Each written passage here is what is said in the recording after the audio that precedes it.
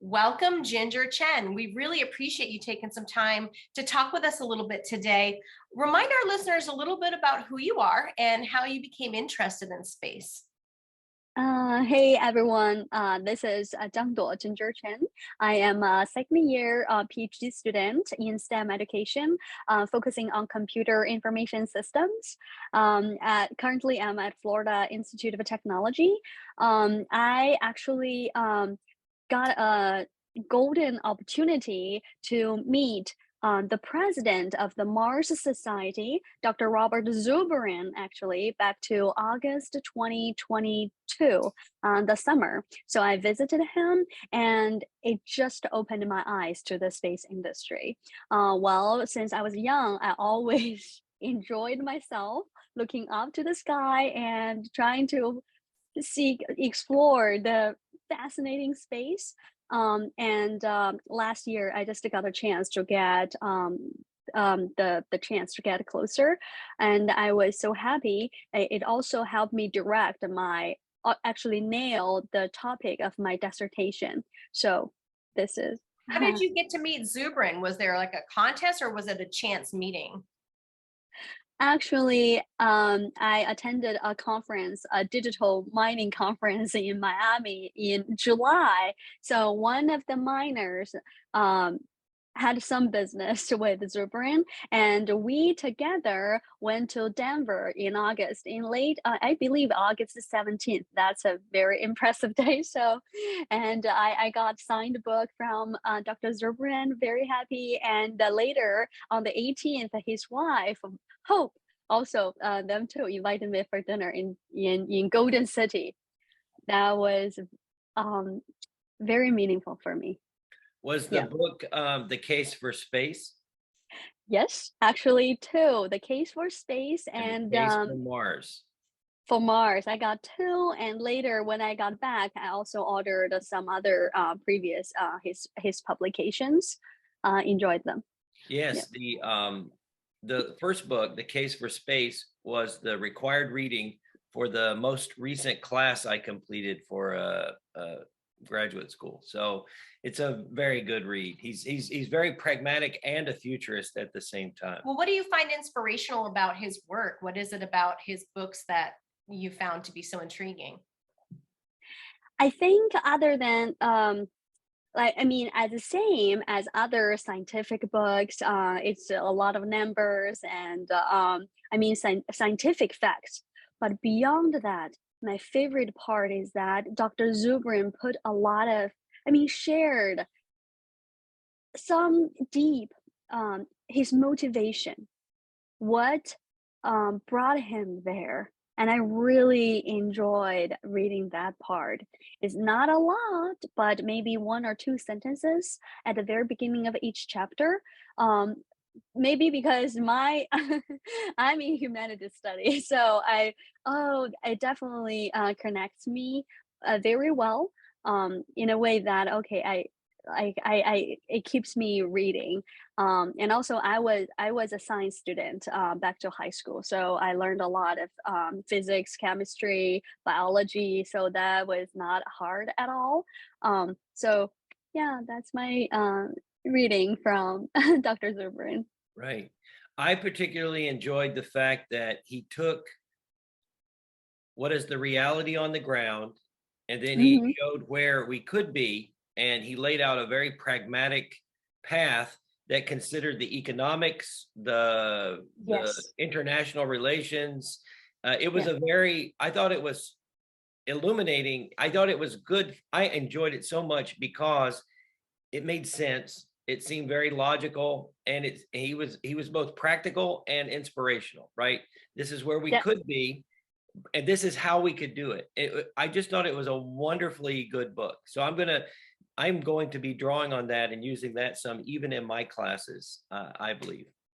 I totally agree with you, especially practical definitely is the word. I do feel very practical. When we think about space, most of the time we think, "Oh, that's such a far-fetched topic from us. We can't do anything with it. We have little to none to play with it." But when you read Dr. Zubrin, you will feel that hey, that's not too hard. Like all the balance sheets are there. It's just about a number, like how Musk reduced the cost of the rocket from 8 million to 3 million. And everything is so simple and easy. I will say that's probably the easiest or simplest scientific book to read for young talents. Um, that's definitely also my favorite part, economics, like, yeah. And the space travels, it also opened my eyes. Like we can do a cruise. I know that we can go to Bahamas, we can go to the Europe for cruise. And then I think, oh, that's very cool. If you think we can go from New York to Australia, have a 7-day cruise in the space, that is so cool. So I adapt, that's my favorite part as well. Thanks, Kevin, to remind me of that. Yes. Did you I know you're doing something related to computer science, I believe, or data collection for your studies. So Yes. how does that connect with what you're looking to do with space, or is it just the idea of STEM in general? I think at the very beginning, it's the STEM in general because I got my master's degree from Warrington College of Business. So we did information systems and operations management, more towards big data and the in business field. And last semester, with my advisor, I actually did did a project to prediction model analysis to predict whether SpaceX can recycle its first stage launching rockets to reduce their cost. Wow. Yeah, So that you, hopefully you came out on the side that he would be very good at that. I think they've very good. recycled them 10, 12 times, some of the boosters, at least 10 or 12 times, right? More than that, Wow. about 60, around 60 Oh, he's shooting already. for 6-0 launches with a first stage. That's a very efficient. Very much. This actually is the crucial factor for Musk to be very competitive. Oh, he's disruptive. And In it's this field. part of Yeah. Zubrin's calculus of reducing the cost per kilogram of getting to space. I think he likened it to the internet for our viewers that maybe, or people listening maybe that haven't read his book. When you think about the internet costs money in the beginning, but now it's basically, everyone has access. It's free, the internet. The question is, what do you do with it? I think the same thing we could say about space, right? If we keep lowering the Right. access to space, then as Jeff Greason said, there's a lot of economic cases that can be made for people to go out and make money. True. But it seems to me like if while that may be true, I wonder about the ethical conversations that come around with the people who have access, because then they're making more money, and then we always have that disparity between those. So I mean, I see space as this great opportunity, but at the same time, Oh. we have a tendency to take advantage of those as humans, I think sometimes. Well, this is also a big concern in the book. Actually, in both books, Dr. Zubrin, well, it's a concern. Well, we have conservatives, we have environmentalists, and all the leftists will think, hey, humans, let's live a good life on Earth first, then to explore space. So a lot of them are arguments going there. They think that those who has the vision or like dedicating themselves to the space or to the Mars are not really helping to solve the problems on our Earth.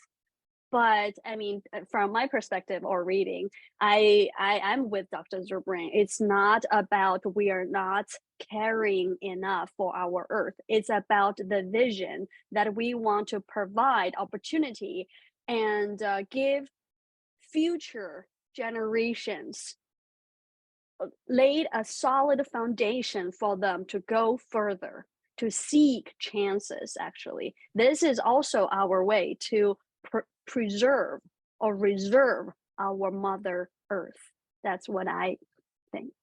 Well, those future generations that you talk about, let's talk about women in STEM as those future generations, because I know that's the big proponent of your dissertation. So what do you see as the biggest challenge with recognizing women in the STEM field, or why do we still have the same problem we seem to have forever? Well, one of the talented young students in Kevin's class last time mentioned actually is role model. It is true, because we simply lack more role models as male in this field. And even back to 1970s, we didn't really have female astronauts in space industry. So I think it's a historical problem and challenge. But also we can see that during the past decades, we've improved a lot. We have so many female, and this is the the historical month. We know that okay, we are improving, we are closing the social gap, especially considering the gender gap, especially. So I think a role model, and the other is that we really need to demystify the gender difference, physical level, mental level, spiritual level. We want to provide um, provide with future generations with the sound scientific facts that hey, we are we are equal, we are close to each other. um so that's very important, that's important. So motivation, true, we want more role models, we want females to excel, but also we have to prove ourselves, and we can do that. So Is, Right. is that the focus of your dissertation in general, is the lack of women role models, or share a little bit about your research that you're doing? okay, so role model is only one of the factors, but also there's social. It's one of the factors in social part, like social factors, but also family background is very important. Women's childhood experience play a significant role in shaping their major choices, career path development. That's also important. And their relationships with their significant partners are very important. This is a very, I think this is quite different from males' career development. Like like their significant partners, like their wives, girlfriends, may not influence them that much, but for females, somehow studies prove studies show actually, sorry, show that their significant partners, especially their husbands, are very important for their career success. I wonder And if that's also for related to like the idea that what they didn't get from their fathers kind of thing, right? It goes back. Well, that's true. Fathers as yeah. well, like a heritage, like a heritage, and the other second would be husband. And you know what, Shauna? Sons. I don't know whether you have any I sons, do. but I have a son. Yeah. so husband and sons are very important for those I women's I- success. I would imagine that a female astronaut that has a husband, that husband Mhm. would be incredibly supportive, understanding the demands of that kind of career track just to be in a position to be selected, much less once you are selected. I would Right. imagine there's a very supportive home life, especially for the women. Have you studied the previous women astronauts in the U.S. program much? Because I there's one I wanted to share with you. She was my one of my all-time favorite astronauts. Her name is Shannon Lucid. Have you heard of her name before? Yes, I did. Shannon So Lucid. yes, she grew up. She spent a lot of her childhood in China. She was a child of missionaries. Her parents, I think she was her parents were pilots, right? They flew small planes, so she learned how to fly. She became a biochemist. That's one reason I really like her, because I was a biochemist, and I particularly enjoyed, reading about her. And she lived on the Mir for a while before the space station. I really wanted to be connected with her, and I want to invite her as one of the participants in my research, because she spent a lot of years in Shanghai, and her parents too. Like you said, they are missionaries back to the World War Yeah, II that after World time. War II. After World War II, right? And I think she's in Texas probably, and Probably. I don't know, but it would be great if I can be connected with her and invite her for for my I dissertation think for an interview. right, and I think she was in that first class of women astronauts with Judy Resnick, and Hmm. I don't know if and Sally Ride, Dr. Sally Ride, and Hmm. Shannon Lucid, but they were very accomplished. They were every bit as accomplished as anyone else. I'm thinking a little bit about what you're saying with your research and from a psychological aspect and the ideas of identity, right? And, Hmm. how women see themselves Yeah. juxtaposed to the men in their lives, and which seems Right. opposite to me of like men see themselves as themselves. They don't need someone Hmm. else to feed off of, at Like least an that, identity. right? Like they already have this established identity. Women seem to, according to her research, are gathering it from there. And I'm thinking, Kevin, about what you said about an astronaut who must have that support. I wonder if it would be interesting to study what happens from a relational aspect with oneself when you come back from space as a woman. So you're already very independent. You have to be, right? In order to have gone Yep. through the process to make it, to survive Hmm. in space with a group of different people without your Hmm. small little group of, your support system, if you will.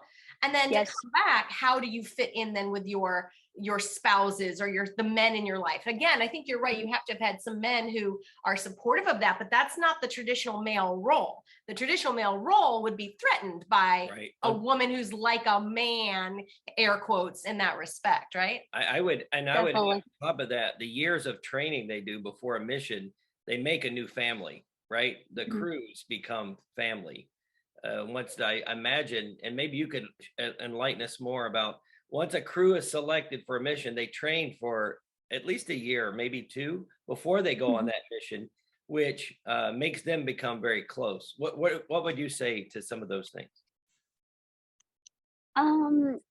Kevin, I didn't quite. Can you rephrase I'm the We're question talking again? about relationships after they Mhm. come back from space, but then I was Oh. thinking the training that a crew does together, really Mhm. they tend to get very close. At least they speak about things like that, where a group of astronauts that are on the same mission, they train so much together that they become very close. And so Close. Yeah. she was asking about once they return from No, I'm saying space. that I believe that would be a difficulty in a female astronaut's perspective of returning back after Hmm. having, because they have to be independent. Yes, they are going to have a family unit in space, so to speak, but like they have to Yes. be integrated. Okay, thanks. And now I see your where your question is from. Thanks. I really like this one because one of my dissertation committee members is the dean of the College of Aeronautics at Florida Tech, Dr. John Deaton. So his expertise is psychology in astronauts.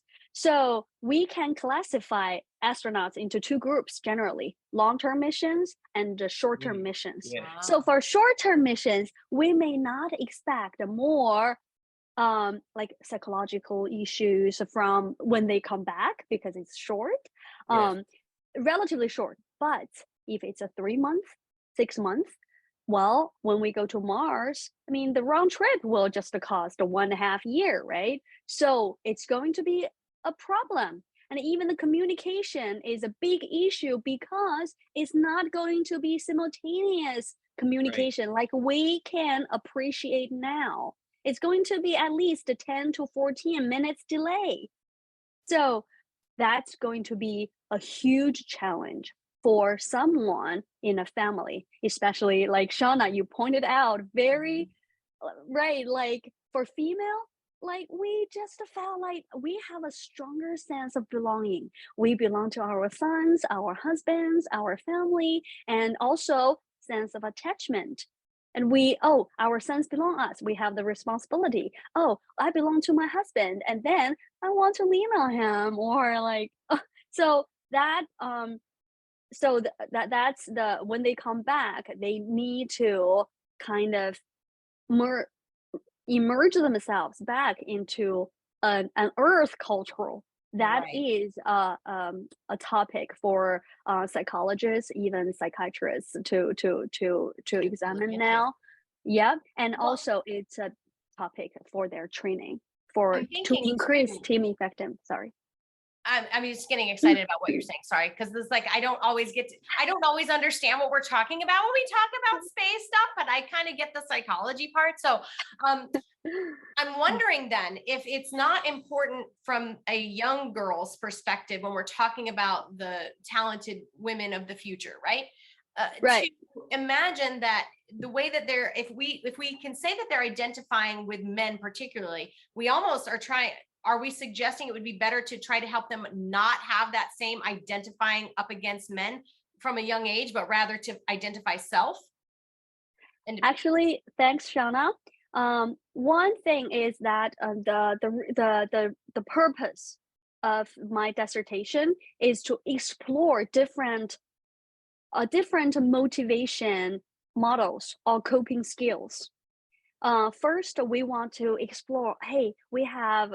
I mean, ideally, I will talk to 6 to 8 female astronauts from different backgrounds, and then we see. Oh, what are the major challenges for them, and how they kept motivated all the way through. And also, we want to try. I want to kind of build a model or seek a pattern how they coped with those challenges differently, right? Like identity is definitely one thing. So some female will empower themselves by changing names. Like by changing their names, they could feel, oh, I'm a new person. I'm like it's very powerful. I have heard stories about that. Each time if they change a name, they feel different. It's a different day, different chapter of their life. They feel, oh, I have mission. They have a strong sense of a mission. it's like Just when because women get divorced and they go back to their maiden name versus their married name, the name. that's true. One of that, and the other is that they can. Oh, I just so the others are transgender. They actually, I know, yeah. This is, I mean, actually, I want to seek answers from our successful models. Do you think, because this is really a severe, like this is a social problem, not only to seek their motivations, but by exploring their motivations, I want to ask those strong women about social issues. What are the best ways to cure those social traumas? Why female beautiful ladies have to identify ourselves as men to be powerful? Exactly. Or why, if a man has those same traits, they're lauded, but women, well, they're too I aggressive. don't yeah, and gender equality has been one of my, like, back to my my bachelor's degree actually examined the gender differences from content analysis in Virginia Woolf's Orlando, the novel. Mhm. So I mean, from a bachelor to to masters and to the final one, the PhD, I find, oh, this is really what I care about. To find to seek the beautiful balance of the whole society, the universe, to just be ourselves and not to not by twisting ourselves, Lord. Yeah. Well, maybe the requisite read for all women going into space will be Virginia Woolf's A Room of One's Own. Maybe we start with that, the idea of like we all need our own space in space. Right. Let's only for sake of time, I want to pivot the conversation just a little, because obviously we could have you back for other discussions. But I wanted to ask you, when we met, it was quite, unplanned, right? When I first met you, we were in the cafeteria at Florida Tech. Did you notice, I'll throw this out. Did you notice which students I was sitting with and which students I was not sitting with? Do you remember that the first time we met in the cafeteria? Kevin, I really appreciate your recalling of this scene. We met on the table of yours with a group of boys only. Yes. And the other table actually were about, I think 10 to 15 feet from us, a round table with about 5 to 7 Yes. young ladies. Really, I have to say young ladies, good manners, Yeah. so respectful and very appropriate. I enjoy meeting them as well. And I did during my visit a few last week. I met 2 or 3 of them. Right. So the boys, I don't know. I believe there are some 2 to 3 years age difference between them. But the boys are a little bit naughtier and more active, not seemingly mature. No, you're Me you're spot on. as Not only are they the same age, they're the same grade in the same class, but the reason I was sitting with the boys is because they could not be trusted to sit by themselves, and the girls were completely fine in sitting yeah. by themselves. I'm really glad you remembered that because that is exactly what I was doing. Is those girls are great. I would love to build a rocket team just around those 5, 6 girls. But the You boys, they need a little more supervision at this point. yeah, you know what? I like to teach the boys because I see some part of me at their age because I like rules. I really like following rules, very disciplined, with good principles and disciplines. But I can see them, they are very smart, they are quick, and they are always thinking. The boys are so active, not only in like behavior, not only in behaviors, but also I can see that they keep thinking different things, like very exciting. Um, but I mean, they do need disciplines Yeah. too. But so that's why I enjoy it, because they want to be rule breakers.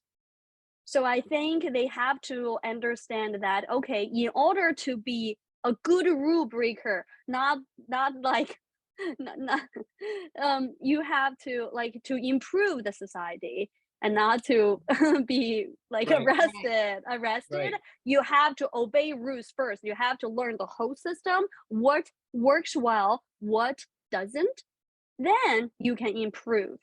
right. So Like So I was go. Well, you can. I just yeah, you go. I'll just my concluding thought is we're at a new school and those boys, they don't have role models to look at, the older students that have already been in our program. So we're having to sort of make them, they're going to become the first exemplars, right? As they get older, the kids that come behind them can then look at that 6th grade as they move through middle school, and we'll help them become the role models for the kids coming behind them. But I have found that with really young, excited kids like that, if you can give them a mission way out there in the future that says, we're going to build this thing for space, that yeah. will help them figure out, hey, I've got to be focused on that goal. That's why, Shauna, please. Yeah. Oh, I was just gonna say, like for me, I think that it goes back to the identity and how women or girls versus boys are raised. Girls are raised with the idea that we have to be polite and well mannered, like you pointed out, so that the idea that, oh, we might be naughty is against the grain. Boys, different. They're allowed to be naughty. They're allowed to go against the rules, right? So that's Yeah. just another thought I have. Anyway, I know for the sake of time, we've got to get to the advice portion as well. And so as we do have some listeners out here who I know are going to be inspired by you today, what do you have to say to those young women out there who might be thinking about breaking some rules of their own, maybe in regards to STEM? I was a rule breaker. I'm still is. I'm still am. I mean, um, I will say stay true to yourself. Um, then fight. I Yeah, like that. stay true. Yeah, we have to stay true first to ourselves. Then we can stay true to others, and then fight wisely. We don't have to fight smartly. We have to fight wisely for the long run. And if they don't have role models who look like them now, what can they maybe do to stay on that track if they see themselves as maybe doing a career in STEM? I mean, I will say customize your role model. I don't agree with the like one role model is for everyone. There's no one size fit all thing in personal growth or self improvement. We need to learn how to customize our own role model. If you let me give you my role model, I would say, okay, Virginia Woolf's head, maybe Marilyn Monroe's body, Yeah. or maybe we need Tiffany breakfast. What's Audrey Hepburn's Minor and Grace. We need a lot of role models, and we also need the disciplines of the hidden figures. Three women, the mathematicians. We need the disciplines. We need the persistence. We need the resilience. So different. I will give you a a role model with a For little each, bit yeah, for each one, category. a little bit of each one that Yes. I learned from them for different situations for me to cope with for different situations. So I that's like how that. I grow. So Yeah. you take the very best attributes of anyone out there to make a composite of your ideal role model. I like that. Mhm. I think that Mhm. works for everybody, not just girls, right? Yeah, agreed. I think for boys as well. Yeah, I agree. Well, thank you so much for spending some time with us today. I had a great time. I don't often get to be as engaged as I am in these. And so, it makes me wish I were back in school, honestly, working on something from a psychological aspect as well. So I appreciate the conversation. We look forward to talking with you again. And we'll look forward to coming visiting you at Florida Tech in the next few months. Yeah, I look forward to your coming, and I really appreciate you having me here today. I enjoyed our conversation, and I look forward more. Thank you.